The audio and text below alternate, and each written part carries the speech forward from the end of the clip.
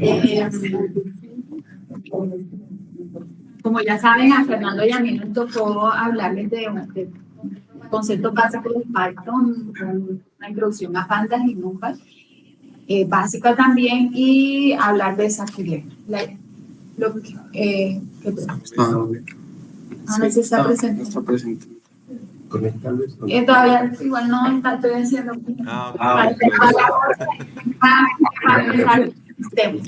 entonces, bueno, lo organizamos de tal manera que pudiéramos recorrer o hacer todo el recorrido que hicimos con la data de Chof, ¿sí? Imputación de datos, hacer todo el procesado de los datos y mostrarles el escalamiento, bueno, todo el proceso paso a paso, y utilizamos una data que ustedes ya conocen, que están familiarizados con ella, para que pues pudieran ponerse más rápidamente en contexto.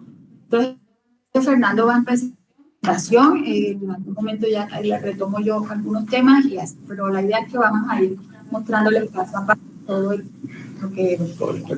el proceso. ¿Sí? Listo, ya. ¿Listo?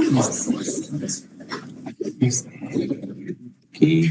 Buenos días a todos, ¿cómo están?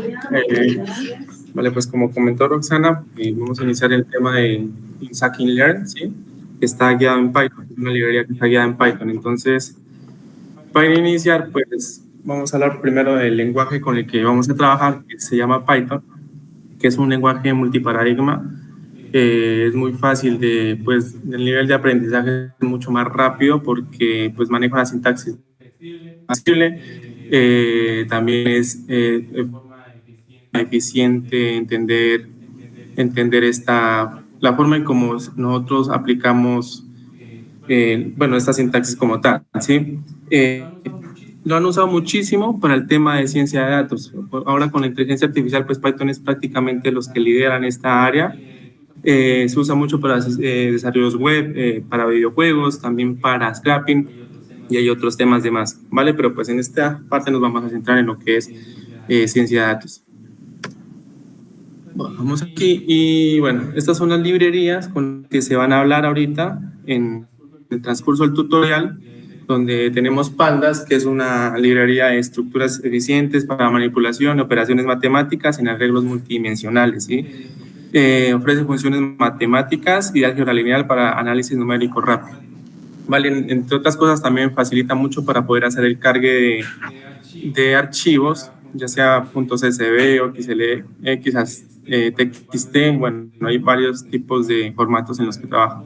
También está NumPy, que nos ayuda mucho a estructurar arreglos, donde nosotros podemos hacer varias manipulaciones y operaciones, generar arreglos también y matrices, ¿sí? Entonces, eso es como la parte esencial de NumPy. Y Matplotlib es una librería que va mucho a hacer el tema gráfico, tanto para dimensiones en datos de 2D o 3D. ¿Listo? Entonces, estos son como la parte general en lo que se va a trabajar con Python. Ahora,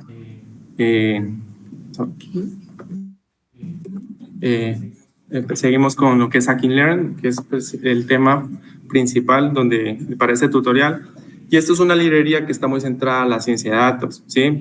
En esta librería, pues, tenemos varias funcionalidades como, bueno, aquí está el aprendizaje supervisado, también tenemos aprendizaje no supervisado, preprocesamiento de datos, como se puede ver, y, bueno, evaluación de modelos, ¿sí? Entonces, voy a tratar de mostrarles la página principal. ¿Sí la están viendo? Espérenme a ver si aquí toca salirse de la exposición.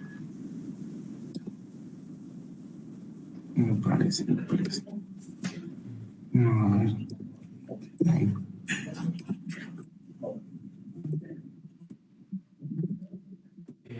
Ahí, listo. Vale, entonces, bueno, esta es la página principal. Como pueden ver, pues, ellos tienen seccionado por varios módulos, como tema clasificación, de regresión, clustering. Aquí hay dimensionalidad de reducciones, tipos de modelo de selección y preprocesamiento, ¿no? Hay muchos ejemplos también dentro de dentro de esta librería, ¿sí? Ahí se pueden cargar datasets que ya están, que ellos ya han incorporado, ¿vale? Entonces ahí está como ejemplo la librería que se va a presentar. Y bueno, eso es más que todo lo que se va a hablar en este tema. Ahorita sí, vamos a iniciar mostrando...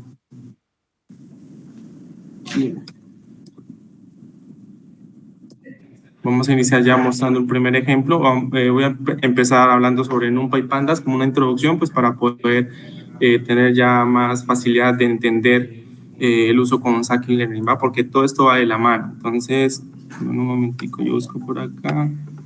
Aquí está. Aquí, aplicación, transformación. Listo, ¿vale? Entonces aquí está la introducción. Bueno, nosotros trabajamos en Colab, ¿vale? Todo esto, ¿sí? Entonces, pues, ¿por qué trabajamos en Colab? Porque, bueno, ellos ya tienen instaladas estas librerías, entonces, pues, lo único que hacemos aquí son importarlas. Aquí, como pueden ver, estamos haciendo la importación de estas librerías, tanto en NumPy. Y, bueno, al generar, al hacer la importación, pues ya tenemos la facilidad de poder utilizar ciertas funcionalidades que nos ofrece NumPy, ¿vale?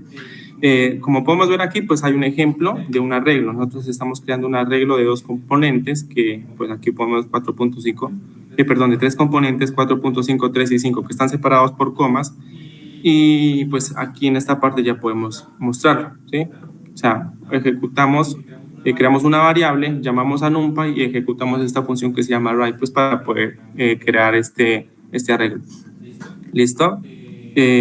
Aquí pues nos cercioramos de que sea un tipo arreglo, entonces le llamamos a type y con esa, pues con la variable creada y la ponemos adentro y ya como resultado pues nos va a mostrar que es, sí, un arreglo. Ahorita también podemos ver las dimensionalidades con la función shape, ¿sí? Que en este caso pues nos dice que son de 3 dimensiones porque pues, tenemos 3 componentes, un arreglo de 3 componentes.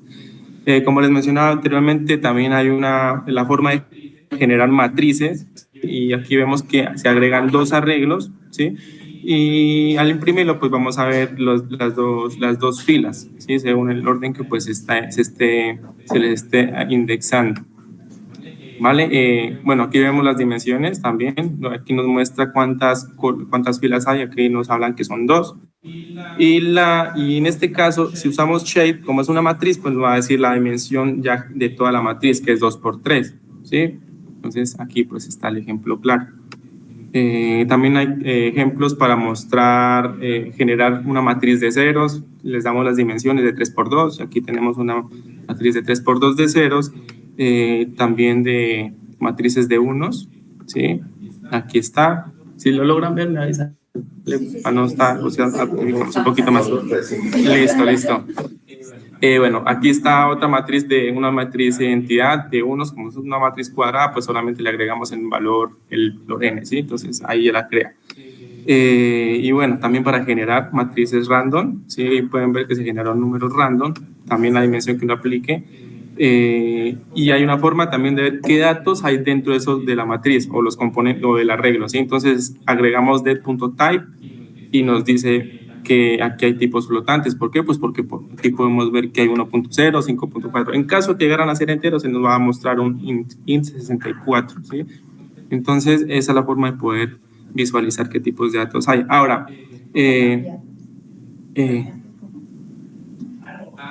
bueno, sí, aquí hay una parte, bueno, me salté esa partecita, también para cambiarlos a enteros. Por ejemplo, aquí tenemos 1.5, 5.4, entonces él toma la parte entera con la ayuda de este parámetro que se llama delta igual a int y ya los pasa a enteros, ¿sí? 1 y 5, como se ve ahí. Ahora sí vamos a hacer como unas operaciones una forma de exploración con esas matrices. Una vez generadas las matrices de ejemplo, aquí tenemos matriz de tres arreglos. Podemos ver que si queremos la primera fila, entonces tomamos la matriz creada y de aquí seleccionamos el índice. Como está en base 0, pues tomamos el índice en base 0 que va a representar la primera fila. Entonces, si hacemos esta línea, pues nos va a mostrar nuestro primer componente, ¿sí? 1, 2, 3 y 4, ¿vale? También una forma de generar como sacar una parte de la matriz y es usando los 2 puntos y el número hasta donde yo quiero llegar. Entonces, como se aplicó el 2, pues nos va a mostrar los 2 primeros, ¿sí? Que es el 1, 2, 3, 4, 5, 6, 7 y 8. Vale, y aquí, bueno, de esta matriz también puedo mostrar un elemento en específico que sería como apuntar como de forma de una coordenada, ¿sí? Entonces, por ejemplo, si yo quiero el elemento que está en la posición 1.1, recordemos que esto está en base 0, entonces, si vemos aquí el ejemplo de la matriz, podemos decir, vea, 1.1, esto es 0 y esto es 1, ¿sí? Y para Y, veámoslo así como si fuera un plano, sería 0 y 1, entonces sería 6, la posición donde yo saco el valor que está en el componente, ¿listo? Entonces, por eso como resultado, pues vamos a tener un 6 aquí. Listo, bueno, aquí hay formas para también hacer filtrados. Por ejemplo, yo quiero que solamente me muestre los datos que son mayores a 2. Entonces tomo la matriz, hago una comparación que sea mayor a 2 y me va a mostrar esta matriz de booleana donde va a decirme que los que son true son mayores a 2 y los falsos pues que no aplican para esta comparación. También, bueno, también vamos a obtener los valores de esa matriz, los valores que aplicaron para que sean mayores a 2, llamando los índices, ¿sí? Aquí nos muestra este resultado, nos muestra los índices que están ahí, y al llamarlos dentro de la matriz, pues ya nos va a mostrar los valores para cada uno de ellos, será 4, 4 y 5. Aplicaciones, bueno, otras operaciones que podemos hacer aquí es las sumas, ¿sí? Como ejemplo, se generaron dos matrices y hacemos una suma directa, ¿sí? Como podemos ver, pues suma 2 y 23, aquí 25, 3 y 6, 9, 0 y 0, y 1 y 42. Vean, aquí está el resultado. También está multiplicación directa, como lo pueden ver aquí. El producto matricial, ¿vale? Entonces, esto es como la parte introductoria de NumPy, y ahorita voy a pasar con pandas. En pandas, pues para llamar a pandas, llamamos la librería import pandas y pues aquí se le pone un alias como pd, por lo general siempre se usa así como pd. Y aquí las ventajas de pandas, pues que nosotros también podemos crear un data frame desde nuestro lenguaje, ¿no? Desde aquí, desde Python. Entonces, si se dan cuenta, llamamos a una función que se llama DataFrame, y dentro de esta función, si pueden ver bien ahí, se está ingresando un diccionario, ¿sí? El diccionario, que es lo que me hace mostrar que, bueno, a estos de aquí se les llaman keys, ¿sí? Son digamos, como las columnas con las que se van a aplicar. Y dentro de ellas yo agrego un arreglo que serían todos los valores que va a tomar esa columna, ¿sí? Por ejemplo, aquí nombre toma Roxana, Pablo y Luis. Aquí hay otro que se llama apellidos, que toma Sánchez, Smith, Ruiz, y hay otro que se llama edad y toma las edades, ¿sí? Entonces, si pueden ver aquí, al correrla, pues vemos que nos muestra una tablita, ¿sí? En forma tabular, pues, para que podamos, pues, visualizar de mejor manera nuestro archivo, nuestra data en general. Esto, ahora sí, para leer un archivo en CSV, pues, también aplicamos la función read CSV, y aquí le agregamos nuestra ruta, o sea, la parte donde se encuentra el archivo, teniendo en cuenta pues el tipo de datos que sea, .csv o .xls o txt, ¿vale? Y acá hay un parámetro donde me dice qué delimitación voy a tomar en cuenta. Aquí está la separación por puntos y comas, ¿vale? Entonces, al hacer esto, pues nosotros podemos ver la tabla, ¿sí? Ya tabular, y en este caso, pues es algo muy conocido, no sé si ustedes se acuerdan de esta tabla, ¿sí? Sí, entonces, bueno, usamos este ejemplo. Pequeño aquí para subir el archivo, Mastraleffect, porque sí. eso es importante. Si no lo sabemos en la carpeta, lo podemos hacer allí. Esperemos que cargue. Allí donde dice eso, nos pinchamos allí y eso nos permite acceder a los archivos, los cargamos y desde ahí ya tú copias la ruta. Por ejemplo, carga el que corresponde, creo que es este, ¿no? Sí, ese. No la vamos a correr igual, pero es para mostrarles cómo se carga y quede ahí pues en la grabación. Entonces él empieza a cargarse, dale a aceptar, y en los 3 puntitos que aparecen, no, acá, Fernando, allá tú, ¿dónde está el nombre del archivo? Aquí. Allí, los tres puntitos. Entonces le damos copiar ruta y copiamos la ruta ya. Y ya se lo corre y él le carga inmediatamente la tabla. Eso solamente. Listo, gracias. Listo. Bueno, entonces aquí vemos la tabla que se generó pues desde el archivo que se acaba de mencionar. Y bueno, aquí podemos ver una forma de poder también visualizar, ¿no? Aquí, bueno, se llama la anterior tabla que podemos ver que estaba acá arriba, la de nombres, ¿sí? Y nosotros, pues lo que se hizo fue encontrar o sea, hay una forma de poder visualizar solamente ciertas primeras líneas. En este caso dijimos, no, pues queremos ver las dos primeras porque por lo menos queremos saber cómo está estructurada esta tabla. Entonces ya vamos a la tabla anterior, le decimos que aplicamos G2 que nos muestra los dos primeros registros, ¿sí? Entonces esta es una forma como para poder visualizar.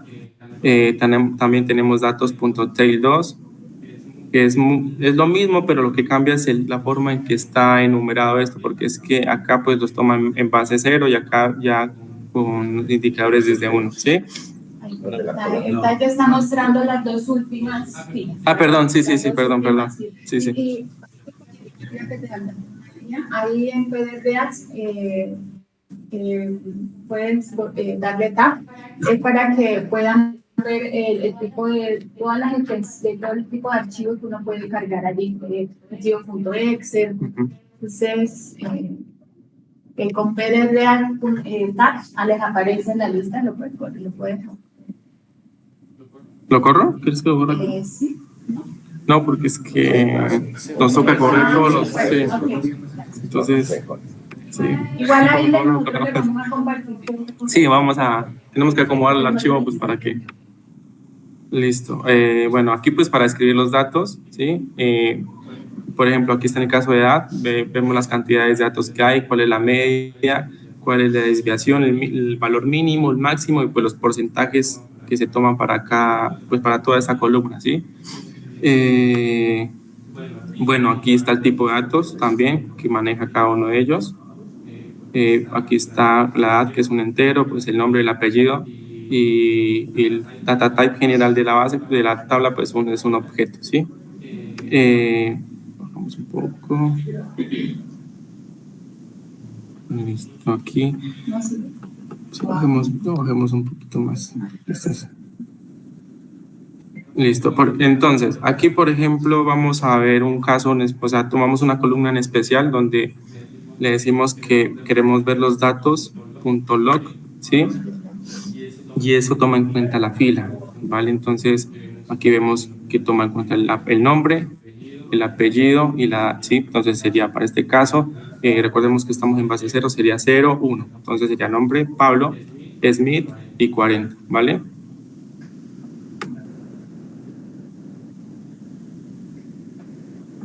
Ahora sí, nosotros, si queremos hacer como colocar un índice en particular, pues también podemos utilizar setIndex en la tabla. Y bueno, en este caso, pues lo que hace es crear como un header, nombre, y esto lo va a agregar en nuestra columna, ¿sí? Entonces, por ejemplo, si vemos acá, es que, bueno, en este caso está, o sea, lo reemplaza prácticamente aquí, pero pues él crea esto, o sea, los indexó directamente en donde estaban los valores numéricos, ¿sí? Entonces, los nombres se van a ver aquí, ¿sí?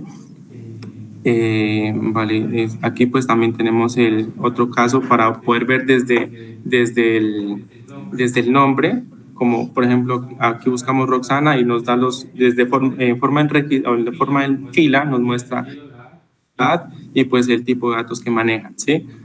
Bajemos más. Aquí también lo mismo con la posición 1, que sería para ver lo que es el nombre Pablo, apellido y edad. Bueno, ahorita sí, pues también si queremos ver solamente una columna, lo que hacemos es llamar el nombre de esa columna y nos va a mostrar la columna en particular. Y vemos los nombres, bajamos. Y el tipo de datos que maneja esa columna, ¿sí? Entonces, esto, bueno, hasta aquí en esa parte es como una documentación que se está haciendo. Y aquí voy a pasar al tema de filtrado, lo que se mencionó anteriormente, como lo hacíamos para poder hacer una comparación de, por ejemplo, edad mayor a 30, entonces tomas solamente los registros que sean con edad mayor a 30, en este caso 44 y 40. Tenemos otro donde nos muestra solamente el nombre Roxana, ¿sí? Y que ahí aplique pues la otra condición mayor a 30. Y aquí también hay se hace una consulta donde busque los que sean igual a 44 y tengan el nombre Roxana, ¿sí? Entonces, esta función es un query, ¿sí? Muy utilizado en la base de datos, en bases de datos. Entonces, aquí se aplica esa parte. Bueno, y con eso pues tenemos la introducción a lo que es NumPy. Ahorita voy a pasar ya a una parte donde se muestra, vamos acá,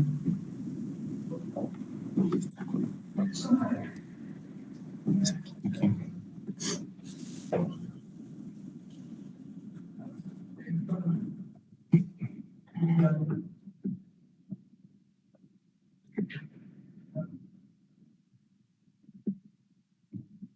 Para terminar con la introducción de Pandas y NumPy, pues voy a hablar ahorita sobre unificación de tablas. ¿Listo?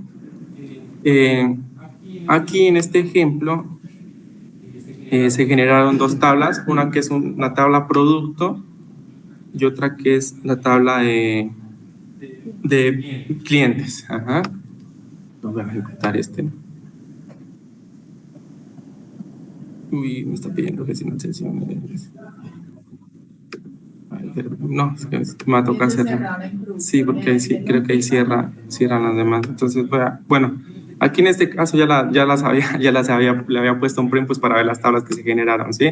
Entonces aquí pueden ver que está la tabla de productos y la tabla de clientes. Vale, entonces, ¿qué se va a hacer con ellas? Pues se va a trabajar el tema del merge, que es unificar de varios métodos para unificar dos tablas. Entonces, como primer caso está aplicar el merge, el merge donde toma en cuenta solamente las columnas donde se van a hacer los cruces. Por ejemplo, nuestra tabla de productos tiene una columna que se llama Product ID y nuestra tabla de clientes también tiene una tabla donde se llama Product ID. Entonces, cuando aplicamos esta función, lo que va a hacer es unificar solamente los registros que se cruzan con estos valores. Por ejemplo, aquí 101 y 101, esta línea y esta línea se van a unificar en una sola. Bueno, valga la redundancia ahí. Bueno, vamos a aplicar, a ver si aquí está. Entonces, como pueden ver, solamente va a mostrar las líneas. Esto es toda una tabla, ¿vale? Todo esto es una tabla, sino que por orden, pues ellos colocan como un backslash, es este, ¿sí? Para que se muestre una sola, para representar que es solo una línea. Entonces, aquí vamos a tener en total 5 registros. También hay otro método que se llama el full merge, ¿sí? Que, bueno, también aquí aplicamos, muy bien mencionar, el merge es la función para hacer estas unificaciones. Llamamos las dos tablas y le decimos que, pues, que tenga en cuenta el product ID, ¿sí? En caso de que no los encuentre, pues él va a completar las líneas con valores null, ¿sí? Entonces, por ejemplo, nosotros en la anterior teníamos 5, ¿no? En total, pero pues si se dan cuenta, hay unos clientes que no tienen producto, ¿sí? Que estaban en cero. Entonces los que estaban en cero pues completaban las líneas de la tabla producto y las llenan con valores null, o si son valores pues los llenan con ceros, ¿sí? Vale, aquí ahí también está con indicadores. El indicador lo que me va a hacer es mostrarme qué aplicó, o sea, qué tipo de merge aplicó, si logró unificar los dos. Aquí, como lo pueden ver, está la columna, que si lo logró unificar o solamente tuvo en cuenta la tabla del lado izquierdo. Aquí podemos ver pues que se aplican, es como este orden, tabla izquierda, tabla derecha, o también que solamente tomó en cuenta la tabla del lado derecho, ¿sí? Bueno, ahorita hay otras dos funciones que toman como prioridad cuál de las dos tablas quiere tener en cuenta. Y, por ejemplo, aquí tenemos a left join, que left join me dice, en este ejemplo, que tome en cuenta el producto, o sea, todos los registros del producto más los valores que se lograron cruzar, ¿sí? Entonces, aquí, como pueden ver, pues tenemos todos los productos. abajo. Y, a ver, sí. Y los productos que no se logran cruzar con los clientes, pues los completan de ser con NA, ¿sí?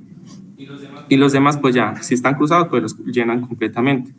Y así mismo aplicamos, pues para el caso de que tomen en cuenta como prioridad la otra tabla, que sería la del cliente, ¿vale? Y ya pues con esto explicaré la parte como de unificación de tablas con la librería Pandas. Ahorita sí vamos a pasar como ya al tutorial general que nosotros tenemos, que es este de acá. Pregunta, ¿todos sí que les quedó claro ese tema? Porque ese tema es fundamental para evitar errores cuando uno está cargando datos de diferentes tablas, ¿no? ¿Sí o no? ¿Todos lo entendieron? Cualquier cosa pregunten porque estoy como así medio corriendo por el Sí, tiempo. eso es básicamente el join. Sí. El join en SQL, que es el inner join, Inner que es el join, el primero que join. nos mostró, y los otros son el full outer join, en donde junta las dos tablas y fuerza a que queden valores nulos dependiendo de cómo hace la unión. El left join, que es que básicamente toma lo de la primera tabla y lo mete, lo fuerza, y lo que le quede faltando de la tabla del lado derecho, que en este caso es la segunda tabla que aparece en la lista, pues lo completa con nulos, ¿cierto?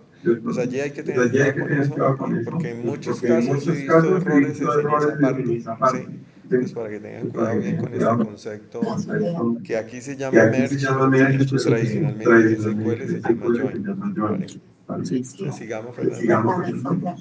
Sí, los puntos de ¿no? ¿Quiénes saben las cifras? Disculpen un problemita técnico aquí.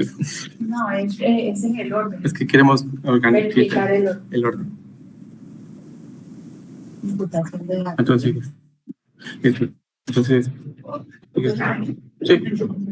Vale, entonces aquí sigue Roxana explicando el tema de imputación. Sí, la idea es llevar el orden de tal manera que cuando ya empecemos a trabajar acá estemos con una data pues, que no tiene datos nulos, que ya está procesada y que ya pues se le va a hacer exploración de datos. Entonces hasta ahí pues la idea era abarcar cómo organizar que nos quedara la data ya organizada como pues, la trabajábamos en clase. Entonces, aquí voy a mostrarles, esta es la mía, la imputación de datos. Bueno, cargamos pues los archivos, las librerías que se necesitan, Pandas, NumPy. Aquí hay unas demás que ya las iremos mirando en el transcurso de esto. Entonces, bueno, para mostrarles el ejemplo, se creó un DataFriend como un diccionario para mostrarles un ejemplo sencillo. Y entonces estamos en el caso donde tenemos datos faltantes y datos nulos. Sí, por ejemplo, o datos que de pronto pueden irse mal escritos. En este caso, la data viene con datos nulos y hay datos vacíos, ¿no? Entonces, ¿cómo hacemos para arreglar esa parte? ¿Cómo lo hacemos para solucionar ese problema cuando se nos presenta en el dataset? Bueno, verificamos en efecto que ahí hay espacios en blancos, hay valores nulos y, por ejemplo, en este caso, aquí vemos que está mal escrito porque hay un espacio, no es un dato que se va mal. Y después si tú tratas de acceder a él, no te lo va a reconocer, ¿cierto? Entonces, primero, pues, mostrarles cómo pueden contar los datos nulos que hay en su dataset por atributos. Sí, miren que aquí te muestra el atributo set, ordina el número de niños, Mario, entonces te muestra qué cantidad de datos nulos tienes por atributos. Miramos el tipo de variables, bueno, entonces aquí en esta línea lo que hacemos es reemplazar esos datos que están faltantes o esos espacios en blanco o la que está mal escrita, reemplazamos en el faltante, pues lo reemplazamos con datos nulos y acá pues corregimos el error de la palabra que se va mal con el espacio en blanco y escribirla bien, ¿listo? Entonces ya después que estén corregidos, que ya tengamos puros datos nulos, entonces nos vamos a lo que es bueno, aquí se repitió o yo lo repetí, a ver, aquí está, tenemos ya solo datos nulos, ¿no? Entonces, contamos otra vez, ahí vemos que aparecen la cantidad de datos nulos por atributo y entonces empezamos con la imputación. Hay diferentes maneras de hacerlo. Una forma es así, que yo la llamo manual, ¿cierto? Y es que, por ejemplo, tú puedes irte a la columna o al atributo, en este caso, por ejemplo, sexo o sex, y le dices que llene esos datos faltantes con el dato más frecuente que viene siendo la moda, ¿sí? Esa es una manera. Y así te podrías ir de columna en columna o atributo en atributo, ir llenándolo con ese criterio que tú has decidido que es el que corresponde a hacer la imputación, ¿cierto? Esa es una manera. Entonces, por ejemplo, ahí en número de hijos, pues llenamos con el valor 0, ¿sí? A los que tenían datos nulos, ¿sí? Entonces, bueno, y así también con la otra, llenamos con la moda. Volvemos a contar y miren que ya no aparecen datos nulos. Entonces, es una manera de ir verificando pues que la imputación se hizo de manera correcta. Revisamos otra vez el tipo de variables y puede que entonces ahora número de niños ya no es floats, sino puros enteros, entonces los cambiamos con este pequeño código de aquí, ahí está, y lo cambiamos a entero, como para unificar el tipo de datos que tenemos en nuestras columnas. Esta función, se las voy a regalar, es una función que me mide el porcentaje de datos nulos por atributos, ¿sí? Tú le metes el dataset que tienes ya ahí cargado en tu Colab o en donde estés trabajando, en Notebook que estés trabajando, y te da todos el porcentaje. Como se dice, pues como nos enseñaron acá en el curso, el porcentaje de datos nulos que debe tener un atributo no debe pasar el 5%. Entonces miren que aquí ya se está filtrando con una función hecha en Python. Entonces miren que ahí ya nos aparece el porcentaje de datos nulos, pues en este ejemplo pues está bien, tan 0, perfecto. Como para eso. Bueno, y otra forma es hacerlo con Scikit-Learn, ¿sí? Entonces volvemos, tenemos nuestros espacios allí, seleccionamos los datos numéricos como para saber cuáles son. Esa es una manera de seleccionar los atributos que son de tipo numérico. Hacemos los reemplazos donde hay datos faltantes con datos NaN previo y entonces vamos al código ya con Scikit-Learn, con Sample Imputed, perdonan el inglés. Entonces aquí nosotros, por defecto la estrategia que utiliza es la MEN, ¿sí? Entonces uno aquí le dice qué estrategia va a usar para hacer la imputación. Entonces si tú le lanzas aquí, aquí por ejemplo dices la estrategia, pero acá abajo ya le das el dataset, ¿no? Entonces lo que hace es que todas las columnas, todos los atributos te los rellena con esa estrategia. Entonces eso pues ahí ya depende de tú qué es lo que vayas a hacer, porque obviamente no siempre vamos a estar llenando todos los atributos con la misma estrategia. Entonces aquí, por ejemplo, se seleccionó el dato más frecuente, que es como la moda, ¿no? Entonces, eso sería la imputación de datos. Creo que retomas tú, ¿no? Listo. Sí. Listo. Entonces, ya teniendo la data completa, ya con imputación de datos, entonces empezamos con lo que es la exploración. Listo. Vale, entonces seguimos ya. Toca correr. Vale, entonces aquí, bueno.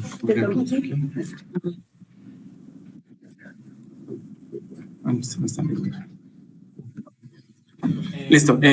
Bueno, para este PY pues también hacemos el importe de las librerías, ¿sí?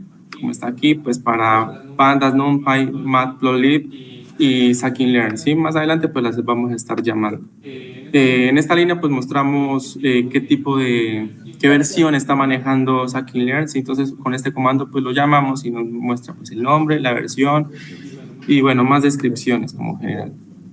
Aquí leemos el archivo con pandas, como se mencionó anteriormente, pues le ponemos la ruta, el nombre del archivo y pues él ya nos va a ejecutar esta tabla.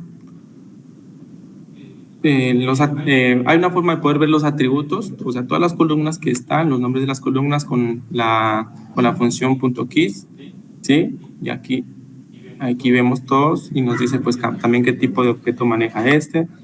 El datahead, que es las primeras 5 líneas que hay, los últimos 10, como se mencionó anteriormente. La descripción de cada columna, ¿sí? Con el punto describe nos dice que la cantidad que lleva cada registro, la media, bueno, todos los valores estadísticos que necesitamos. Ujú. Sí, Fernando, puedes cerrar el lado de cámara. Sí, sí. Un poquito más atrás. Ya, listo, qué pena. Vale, aquí pues lo que justo, bueno, la datasheet pues para ver la cantidad y la dimensión en total, ¿no? La cantidad de registros y número de columnas. En esta línea pues lo que mencionó justo hace poco Roxana para ver el porcentaje y pues que nos muestre los que están por debajo del 6% con datos, ¿sí? Y bueno, aquí muestra cada una de ellas. Bajamos. Esta función es muy necesaria también porque miren que aquí lo que hace es mostrarnos los nombres de cada una de ellas, nos dice cuántos tipos de función de datos maneja, por ejemplo el true dice 2 porque es un true o false, entonces nos muestra 2, y el tipo de dato que maneja cada uno de ellos, por ejemplo aquí es booleano, el account es en un entero, ¿sí? Entonces eso es pues muy necesaria también para tener el dato de preprocesamiento. Bueno, aquí se envía un arreglo donde les especificamos cuáles son los dos atributos que queremos eliminar, ¿sí? Ejecutamos la función drop, le enviamos el arreglo aquí y axis igual a 1, pues para que me tome en cuenta las columnas, ¿vale? Entonces aquí pues ejecuta esta función y ya nos elimina las dos. La idea de eso es eliminar columnas. Para que elimina las dos columnas. Listo, aquí hay otro caso donde lo que hacemos es crear una columna, pero en base a una sumatoria, ¿sí? Entonces tomamos en cuenta las cuatro columnas de la carga total y pues ya aquí quedaría como al final, se miraría la nueva columna. Entonces vamos aquí y la mostramos, carga total, ¿listo? Bajamos. Bueno, pues aquí también para visualizar de que la carga, la nuevo atributo.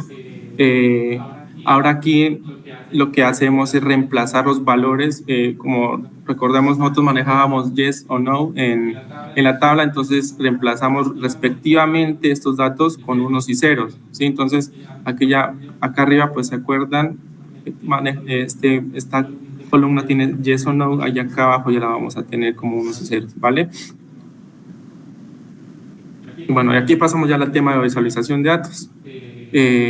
Para la visualización de datos, nosotros llamamos a una función SNS que se llama, perdón, función no, es una librería que se llama Setborn, sí, me olvidé como detallar sobre esta librería, que también está basada en Matplotlib y está muy cogida de la mano pues con Pandas, ¿sí? Entonces siempre para poder hacer estas gráficas necesitamos de la librería Pandas también, ¿vale? ¿Qué hacemos aquí? Pues llamamos scatterplot y le agregamos nuestra data, que vamos, en este caso, va a ser una columna que nos dice la total data min, que son mayores o iguales a 250, y en el eje X mostramos, bueno, nuestra total data min y acá la data que nosotros creamos, ¿sí? Y este Westshore es como como fue nuestra variable objetivo, lo que hace es como poderla diferenciar en cada valor que él toma. Entonces, si podemos ver, pues aquí está nuestra leyenda en Y, el total, la carga total del día y la carga total del día de minutos en el día, ¿sí? Y aquí pues ya vemos nuestro churn que está diferenciado, ¿sí? Vale, entonces hay otras formas también, hay otros tipos de gráficas que podemos utilizar. Por ejemplo, aquí está para hacer los conteos, le decimos que nos muestre, pues en Interplan, que nos muestre de forma ascendente y que esté normalizado, ¿vale? Entonces aquí vemos que pues nos ejecuta esta gráfica. También tenemos el content blocks. Bueno, aquí llamamos un tema que nos organiza él.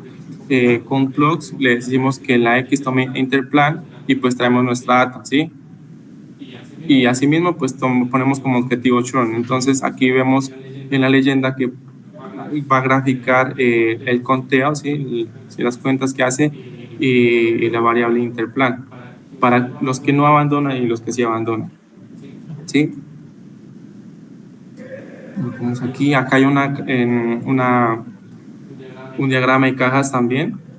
Es prácticamente muy similar a lo otro. Llamamos nuestra data, X igual a churn, y le aplicamos también pues nuestro objetivo que es churn, ¿sí? Y en este caso pues utilizamos las llamadas, número de llamadas al servicio, ¿sí? Entonces aquí ya. Aquí hay una función que es muy interesante y muy práctica también, que es el pipeplot, donde nosotros le enviamos un arreglo de las variables que van en X y las variables que van en Y, ¿sí? Entonces, si hacemos esto, pues nosotros podemos ver como una grilla de todas las posibles combinaciones. Sí. Aquí. Una forma como de expandirla más. Sí. Sí, aquí están todas las combinaciones. Entonces, en nuestra parte y nuestras leyendas pues nos muestran a cuál pertenece cada una de ellas, ¿vale? Listo, y bueno, aquí hay unos temas muy necesarios pues para generar nuestra matriz de correlación. Para esta pues vamos a crear una figura, instanciamos una figura que lo hacemos con Matplotlib, le decimos qué estilo tiene en nuestras fuentes, tanto para X como para Y, y acá ya llamamos una función para esta data que tenemos, pero con respecto a una función que se llama correlación, ¿sí? Entonces, cuando hacemos esto, ya podemos crear, o sea, ya creamos una variable, ya esta variable le podemos aplicar, bueno, aquí más que todo es un tema de diseño, ¿no? Sí, llamamos a headmap de Sanborn también y podemos generar nuestra matriz de correlación.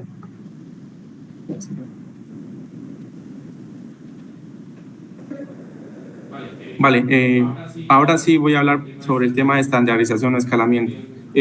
Pues Scikit-Learn nos muestra, hay tres formas, ¿no?, que se usan, pero generalmente aquí hay dos de las principales, que una es la Standard Scaler, que es una forma de procesamiento donde toma el 0 como la media, ¿sí? Y 1 como pues la desviación, o sea, -1, 0 y 1, ¿vale? Y acá el min-max scaler es la forma en que nosotros podemos utilizar un rango en específico, y pues generalmente siempre es el 0 y 1 que nosotros aplicamos. Entonces aquí podemos ver un ejemplo bueno, aquí se hace primero con el Standard Scaler,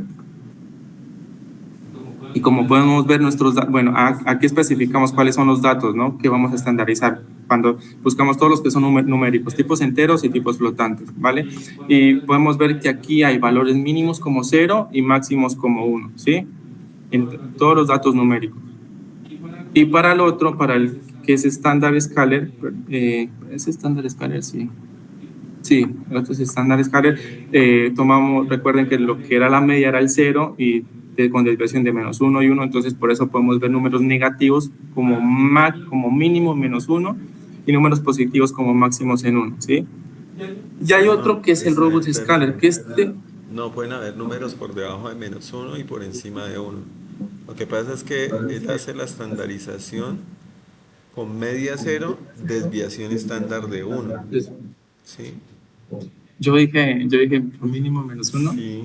No, entonces no, porque nadie números -1.8. Sí, no, o sea, mínimo -1 hacia arriba sería, ¿sí? No, lo que pasa es que cuando tú haces cuando generas números con una distribución estándar, tú puedes decirle una media y puedes decirles una desviación, ¿cierto? Acá, sí. Esta distribución lo que está tratando es de que no importa cómo estén tus datos, en qué rango, los va a cuadrar en un rango en el que tiene media 0 y desviación estándar de 1. Pero a pesar de que sea así, los valores pueden quedar teóricamente como entre -4 y 4. O sea, los valores en realidad pueden quedar allí. Realmente es muy poco probable que te queden por debajo de 4 y por encima de 4, porque la desviación estándar, como es una campanita y ya hacia los bordes se vuelve, supuestamente hay probabilidad hasta el infinito y hasta el menos infinito, pero realmente lo normal inclusive es hasta -3 desviaciones estándar, 3 desviaciones estándar. Entonces te puede dar un número -3, ¿sí? Ya. Te puede dar un número 3. En el peor de los casos, como digo, te puede dar un número -4 y 4, pero de ahí para allá ya es muy poco probable. ¿De acuerdo? Listo. Vale, profe, muchísimas gracias. Y bueno, aquí hay otra técnica de escalamiento que es el Robust Scaler. Lo que hace es como tomar, o sea, es más que todo para utilizar en datos cuando se salen, están muy alejados del rango, sí, del rango con el que se está trabajando, ¿sí? Entonces ajá, exacto, para manejar a valores atípicos.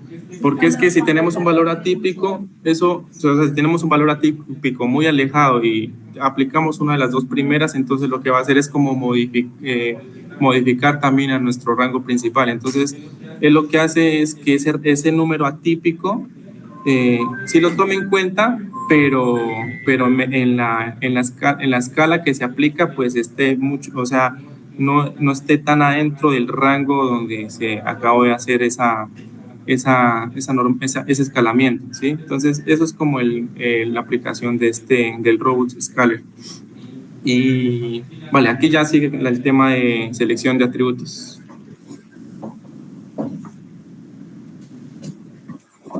Bueno, antes de seguir con la selección de atributos, sí quiero mostrarle a los compañeros cómo guardar, ¿sí?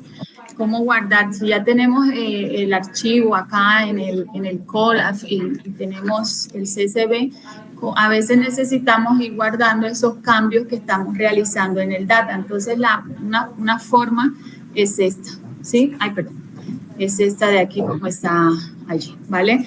Tú le dices cuáles vas a guardar, cuál es la que quieres guardar, si esta es la que tienes acá, y con qué nombre lo vas a guardar, ¿vale? Aquí. Entonces, por lo menos a mí, pues lo he utilizado mucho, entonces quería mostrarse. Bueno, entonces, sí, para la selección de atributos, recuerden que la idea aquí es tomar los atributos que mayor rendimiento le dan al estimador, al modelo que vamos a utilizar, ¿sí? El profe en clase nos habló de los filtros y nos habló de los wrappers. Entonces, yo les voy a mostrar un filtro que es el Select Vex, ¿sí?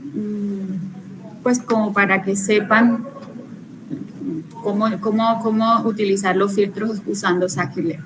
Entonces, para eso necesitamos la data ya con las variables independientes ya normalizados y tenemos la variable objetivo, que en este caso es la variable shock, ¿sí? Entonces, llamamos al filtro, él utiliza una medida, ¿sí? Una métrica, que en este caso las vamos a usar F-classics, ¿vale? Pasamos las métricas y números de atributos que queremos que nos traiga, porque nosotros le podemos decir, bueno, selecciónenme los 10 mejores atributos, los que mejor rendimiento le van, ¿sí? Entonces, a esta variable objetivo, quiere decir que ella va a seleccionar los que más inciden en la variable objetivo, ¿sí? La predicción de la variable. Bueno, y entonces lo fijamos los datos al filtro. Y bueno, y aquí ya obtenemos qué puntuación le dio. Lo que hace es que con la puntuación más alta son más importantes para la clasificación, ¿sí? Los que tienen mayor puntuación según la medida, la métrica que está utilizando este filtro. Ahí vemos los pesos, que son los que nosotros normalmente accedíamos allá, y aquí podemos ver cuáles son los atributos que seleccionó, ¿sí? En este caso. Bueno, acá también una forma como más organizada de ver las características con los pesos, ¿sí? También tenemos usando el Select Percentile. Esto se utiliza más que todo cuando la data es muy grande. Entonces ya no quieres decirle, no, pues tráigame 10 solamente, sino tráigame un porcentaje. Si quiero un % de los atributos que mayor incidencia tienen en la variable objetivo. Entonces aquí tenemos esa parte. Igual, ¿no? Se muestran los pesos que se les dio, se muestran los atributos que seleccionó. Y seguidos están los wrappers que, pues, lo vimos nosotros en RapidMiner, que es el Fure Selector, ¿cierto? Entonces, acá tenemos que tener en cuenta que la variable objetivo originalmente ya está con valores booleanos, falsos y true. Entonces hay que pasarlos a mapearlos, ¿sí? Entonces a numéricos, entonces que nos queden en 1 y 0 en este caso. Entonces, bueno, lo mismo, miramos cuál es el estimador que queremos. El estimador que queremos en este caso es Decision Tree. Sí, lo importamos, eso hay que importarlo primero. Yo no sé, aquí no está el código. Lo importamos, les voy a mostrar porque yo creo que está acá arribita. No está aquí, está más abajo. Quiero mostrarles cómo importamos los modelos, aunque está en todo el tutorial la importa. Es que yo con este no es mi mouse. No es que no hay para conectar. Por ahí, antesito. ¿Tú lo viste? Parece que estaba antes de los escaladores. Te lo saco. No, ahí se definen los escaladores. Hay aquí. Por ahí. No, ahí son los escaladores. Ah, no. Sí, más abajo, baja un poco más. Pero sí, aquí. Ah, no, ese es el estilo. No, si no, dale control, dale que busques ahí. Ahí en la lupita del lado izquierdo, dale buscar Decision Tree. Ahí en el lado. Hombre, acá está la página, más vale. Entonces,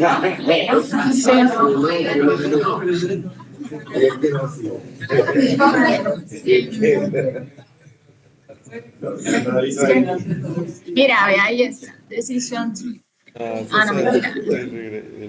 Sí, uno aquí viene, y mejor para que vean cómo lo entra uno ahí. Uno entra aquí a clasificación, entonces están todos los modelos, ¿sí? Y aquí están, es que este mouse aquí a mí si no. Lineal, modelo, bayesiano, Snake Bayes, y aquí está. Entonces uno, aquí te muestran cómo los importas cada uno de los modelos. Entonces, y allá ya lo llamas, ¿vale? No sé por qué no está la... Sí, ahí está, porque eso estaba corrido todo. ¿Dónde estaba? Bueno, aquí. Entonces, importamos el estimador. Y entonces, míralo allí. Así es, ¿no? Míralo aquí está, es aquí en punto .tree por Decision Tree Classifier. Entonces, al wrapper, al selector de atributos, le mandamos el estimador que queremos, mejorar el rendimiento seleccionando estos atributos, y le decimos el número de atributos que vamos a seleccionar. En este caso, le vamos a poner 10. Entonces, acá ya pues fijamos eso a los datos a la X y a la Y, y bueno, ahí obtenemos, estos fueron los que nos arrojó, ¿sí? Él va a seleccionar los que mayor rendimiento le den, en este caso a Decision Tree, lo mismo que hacíamos en RapidMiner, ¿sí? Está este otro que se llama RFE, también sirve para seleccionar los mejores atributos que optimizan. Yo quise aquí mostrarles cómo acceder a los diferentes modelos, el Decision Tree, Night Bayes, Random Forest, para que los tengan pues ahí a la mano. Entonces, igual, con cada uno de ellos, si usted quiere mirar cuáles son los atributos que le generan mejor rendimiento, pues se sigue el mismo procedimiento. Aquí están. ¿Sí? Aquí están, ahora se está usando el otro, ¿no? El RFE. Te arrojo otros atributos y también te muestra también cómo los pesos que le da a cada uno de esos atributos. ¿Listo? Eso es cómo se haría para selección de atributos. Este de acá lo que hace es ir evaluando esa optimización, porque estamos buscando atributos que optimicen el rendimiento, entonces utiliza validación cruzada para hacer su evaluación, ¿cierto?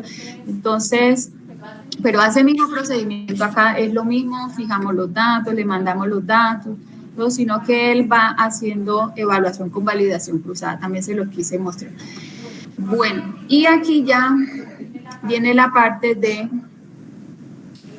mostrarles cómo dividir la dataset en lo que son los datos de entrenamiento y datos de test. Entonces, o datos de prueba. Entonces, aquí importamos otra vez el modelo, ¿cierto? Aquí en X, que es la variable independiente, lo que hacemos es, yo lo que hice ahí, como pude seleccionar los atributos que le dan mejor rendimiento y estoy trabajando con Decision Tree, entonces dije, listo, voy a trabajar con ellos. ¿Sí? O sea, ahí está la X solo con los atributos que el wrapper me arrojó, ¿vale? Para obtener el mejor rendimiento. Tenemos la Y, que es la variable objetivo, y bueno, aquí con esto, entonces, si se dieron cuenta ahorita, estaba importado allá arriba en la primera línea de código de todo el tutorial. Entonces aquí le decimos que bueno, que para el test de prueba quiero el 30%, lo que hacíamos en clases, ¿no? Y le fijamos una semilla para que siempre pues esté me esté dando el mismo experimento, me lo sé significa. Entonces, comprobamos que si te lo dividió en un 30 y un 70%, lo que es el entrenamiento y los datos de entrenamiento y los datos de prueba. Entonces, bueno, llamamos al modelo, aquí le pasamos los datos de entrenamiento, lo que es el X y el Y, la variable independiente y el Y objetivo, pero para entrenamiento. Y para poder predecir sobre los datos de prueba, pues ahí tenemos que llamar a predict, ¿sí? Entonces, hacemos modelo.predict sobre los datos de prueba. ¿Listo?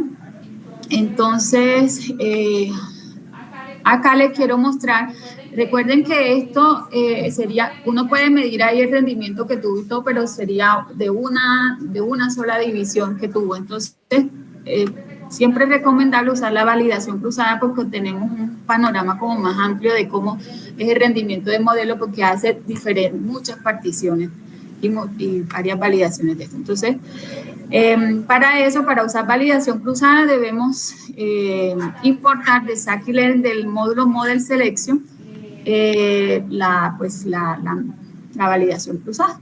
Entonces, hay dos, una que me muestra como más cosas, me muestra los tiempos y me da más información, y otra que fue como la que vimos en clase.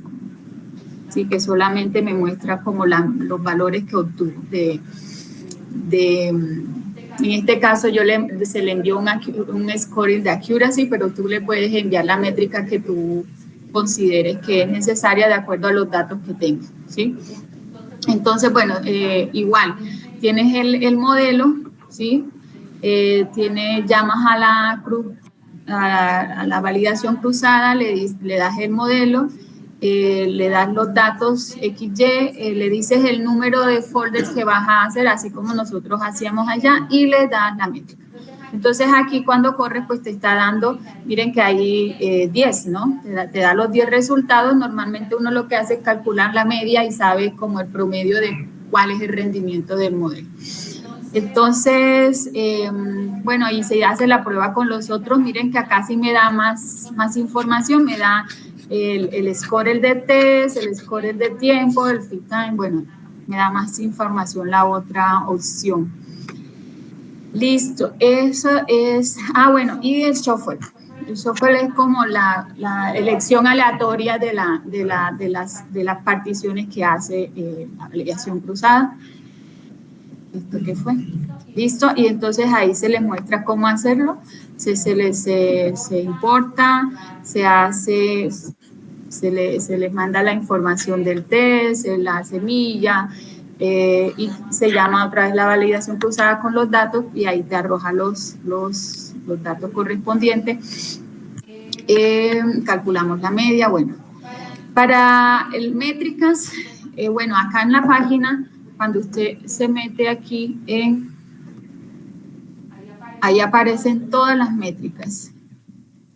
Aquí. Las encuentras absolutamente todas las que vimos en clase y hasta más, ¿sí? Entonces, aquí están, ¿sí? Entonces, para que sepan, pues, dónde están esas métricas. Entonces, para la accuracy, no es sino importar de allá las métricas de Model Selection, fue que vi, ¿sí, no? Y entonces, le pasas lo que requiere cada métrica, en este caso el Accuracy Score requiere el test y las predicciones para hacer la repetida comparación. El Recall Score que la vimos también en clase y la famosa matriz de confusión.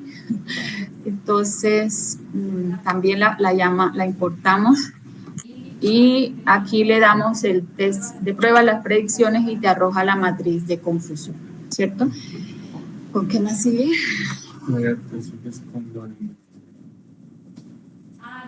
Dunificación. Sí, es largo, ¿no? Eso sí van a quedar, yo creo que con todo eso listo para apenas aplicárselo al proyecto que tienen en mente. Bueno, otra cuestión en que se presenta es cuando tenemos, y no lo habíamos abordado, es cuando tenemos datos categóricos en la dataset, ¿cierto? Y como los modelos en Python te reciben solo datos numéricos, eso hay que transformarlo. Entonces hay que tener en cuenta algo, cuando tenemos datos categóricos que intrínsecamente tienen un orden y cuando tenemos datos categóricos que no tienen orden, son solamente información que tenemos allí guardada. Entonces, para eso también trajimos el DRUC del profe, ahí se me fue mal la palabra.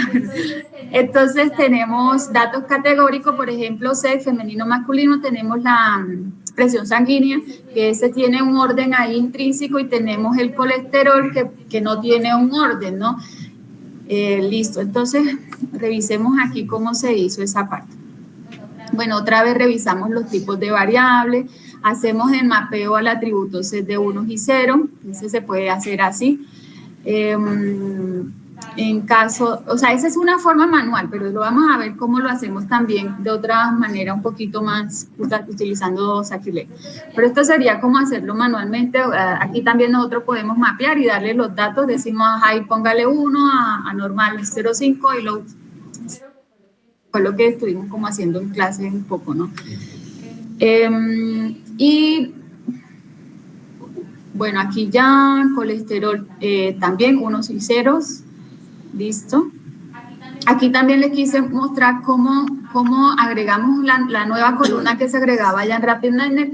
Es súper sencillo, aquí estamos diciendo a la columna, agrégueme una columna NA por K, y estoy tomando la columna del atributo Na, que era potasio, ¿sí? Sobre el sodio sobre potasio, ¿vieron? ¿Cómo atendan atento a la clase del profe? Y entonces ahí agregamos la nueva columna. ¿Listo? Listo. Entonces, bueno, esa es una forma, ¿no? Esa es una forma. Y acá tenemos...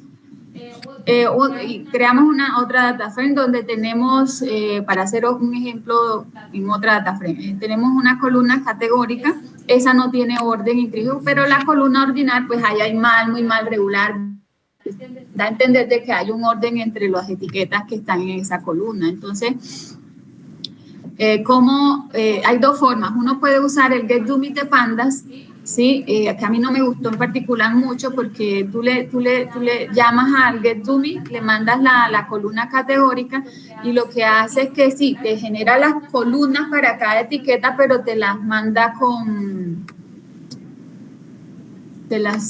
acá, ¿dónde está? Sí toca correrla. No, espérame. Esas las puedo correr aquí. A ver, un momento. Sí, no, están creadas ahí mismo, sino que... y el punto es que te las crea el getDummy y te las crea con... No, esta la puedo hacer. Y esta también. Te las crea, pero con valores booleanos. Y a mí por lo menos no me gustó porque eso me suena que después toca estar pasando los valores booleanos a 0 y a 1. Entonces no me sonó mucho por ahí. Igual se las voy a mostrar. Desde ahí con sí, aquí. Esta. Entonces aquí corremos el diccionario, nos va a generar esta que es la que estoy usando y ya aquí podemos usar esta parte, el get dummy.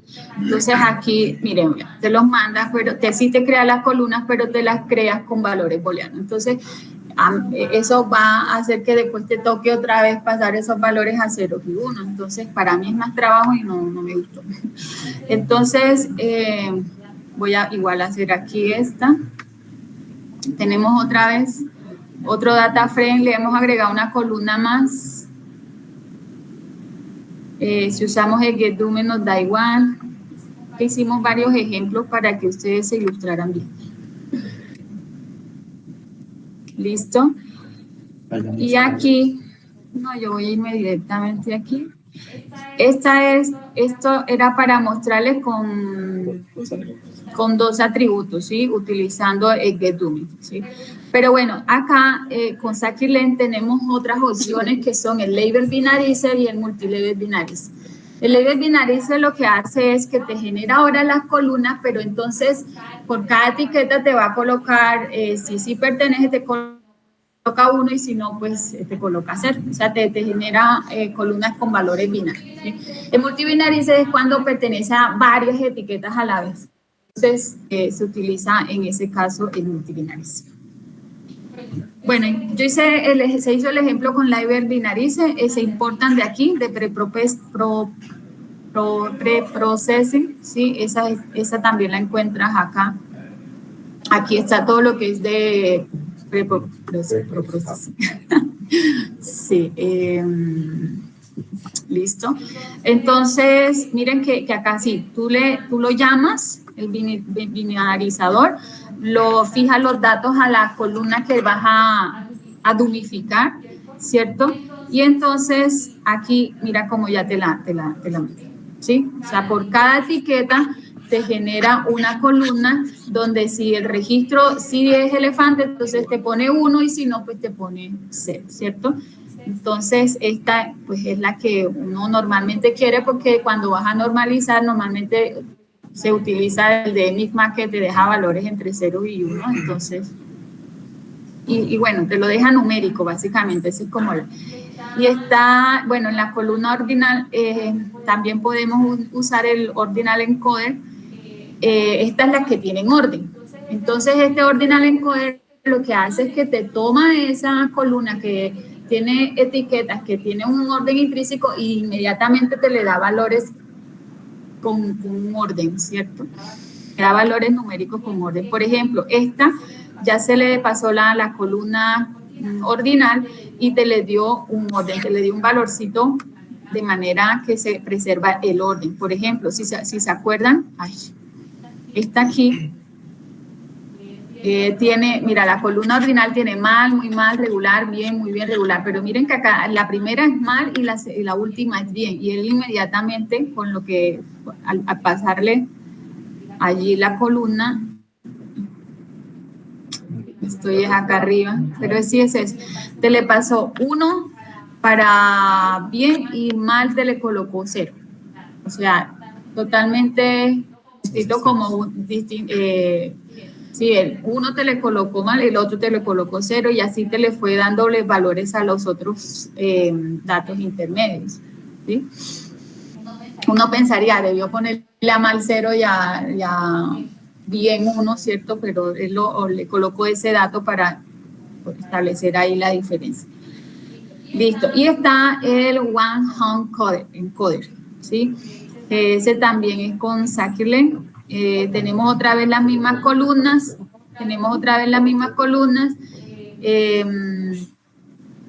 Se le da las columnas que queremos que dumifique y acá tenemos los resultados, ¿sí? Acá tenemos ya las columnas creadas por cada etiqueta y con valores también de 1 y 0, te lo hace inmediatamente. Aquí les dejamos un ejemplo donde estamos tomando varias columnas para que sepan que se puede hacer de una sola, se le puede mandar todas las columnas que tú quieres dumificar. De hecho, lo podrían hacer con un ciclofón para que no lo hagan de una por una, pues manualmente. Entonces, es como para mostrarles allí, les digo. Sí, entonces ya después de uno tener todas estas, concatena, como le explicó Fernando, con un mesh, o lo puedes hacer también con cats, que te permite unir también tablas. Por ejemplo, acá se unieron 2 tablas, que fue esta de aquí, ¿sí? Esta es un data frame y esta es la otra, ¿sí? Y lo que haces es que tú le pasas aquí pd.concat y le pasas las dos, le dices porque el ASIS que la quieres unir y mira que ya te queda tu data totalmente numérica, ¿cierto? Que eso es lo que pues uno quiere acá. Entonces, ya después de tener tu data totalmente numérica, nos está faltando aquí la optimización de los hiperparámetros. Ahí vas tú o sigo yo. Cluster y después optimización de hiperparámetros. Bueno, entonces, y optimización de Bueno, ya nos faltan 2 temitas que son la optimización de los parámetros. Sí, eso que hacíamos, que metíamos, nosotros que hacíamos en RapidNet, teníamos un operador al que le incrustábamos el modelo del cual queríamos extraer todos los parámetros que hacían que ese modelo nos diera un mejor rendimiento. Es eso acá. Para ello, pues, yo se los quiero mostrar con el Random Forest. Hay 2 formas, una búsqueda que se llama grid share, que es por medio de una grilla, y la otra es aleatoria, ¿no? Entonces, se los voy a mostrar con Random Forest como para mostrarles otro modelo. Entonces, aquí se llaman modelos, importa, se llama el estimador, y esta parte es importante, mirar la documentación del estimador. ¿Por qué? Porque ahí tenemos accesos a los parámetros. ¿Sí? Entonces ahí podemos mirar cuál es la descripción de los parámetros con los que cuenta ese modelo y entonces poder decir, quiero que mi grilla se forme con estos parámetros y entonces elija de aquí, ¿sí? Porque tú lo que haces con el grid, no con el random, sino con el grid, tú le pasas una diseño, le dices, bueno, yo quiero que usted me empiece a cruzar todos estos parámetros que le estoy pasando y que me tome de aquí los que optimizan mi modelo, los que le dan. ¿Sí? Nos pasamos mucho. Ya. Entonces, esa es la manera de acceder a los parámetros. Aquí escogemos, aquí los miramos otra vez con el Get Params. Y bueno, aquí está. Para el ejemplo se escogieron estos son los parámetros de búsqueda de Random Forest. Los datos ya deben estar procesados, ¿sí? Datos ya procesados, normalizados. Todo y se les pasa aquí estoy normalizando otra vez porque necesitaba que todo estuviera cuadrado aquí y aquí ya tengo el X, tengo el Y y le paso a la grilla, le paso el estimador, le paso la lista con los parámetros que les mostré antes con los que él va a empezar a hacer el estudio y le paso pues una métrica, una medida de evaluación. Entonces, fijamos los datos a la grilla y, bueno, aquí te manda, pues, la evaluación, la puntuación, los resultados. Te dice cuál fue el estimador que escogió, el que mejor rendimiento le da, con los parámetros que escogió. La configuración de los parámetros que le dio mejor resultado en los datos de retención, en este caso, aquí están los criterios entropy, número de estimación 20. En este caso, como es Random Forest, el número de árboles que está usando. Bueno, ¿sí? Y aquí uno puede, con este código, tú puedes ver todas las evaluaciones que hizo con validación cruzada. Entonces, se los dejo comentado ahí, pero tú corres eso y te aparece la tabla con todas las validaciones cruzadas, los resultados de validación para cada validación cruzada que hizo, mejor dicho.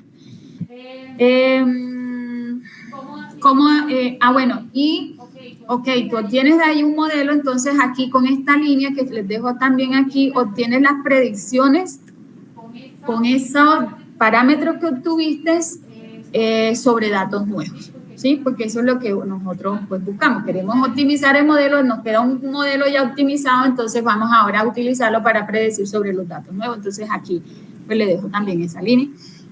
Y el Random Search, pues lo que hace, yo le paso una lista y él lo que hace es empezar a cruzar y seleccionar la mejor cruces que le dio, ¿sí?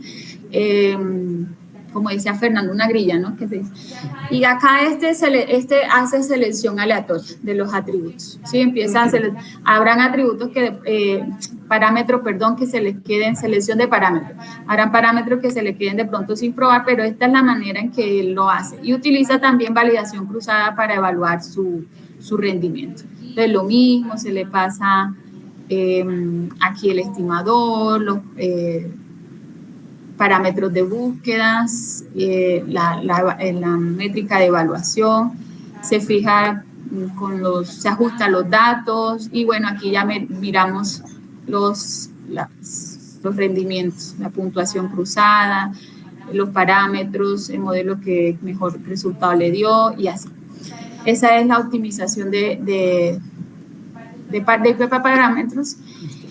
Y por último tenemos el clúster, ¿sí? Sí es. El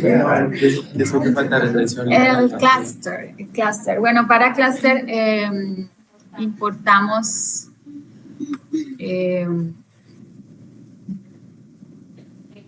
bueno, nos vamos a sacar el cluster. Bueno, aquí cargamos la data, ya debe estar normalizada.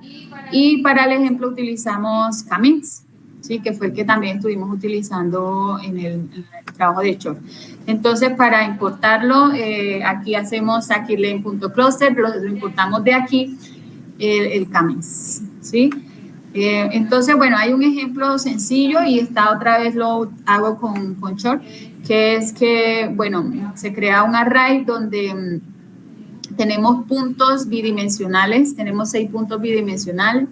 Le decimos que queremos crear 2 grupos, ¿sí? Segmentar eso en 2 grupos, aquí con este número, ¿sí? Número de clúster. Aquí es la semilla y este init auto es el algoritmo de inicialización automática, ¿sí? Con el que vamos a hacer eso. Y lo que hacemos es ajustar el modelo, a los datos que ya deben estar procesados, ¿sí?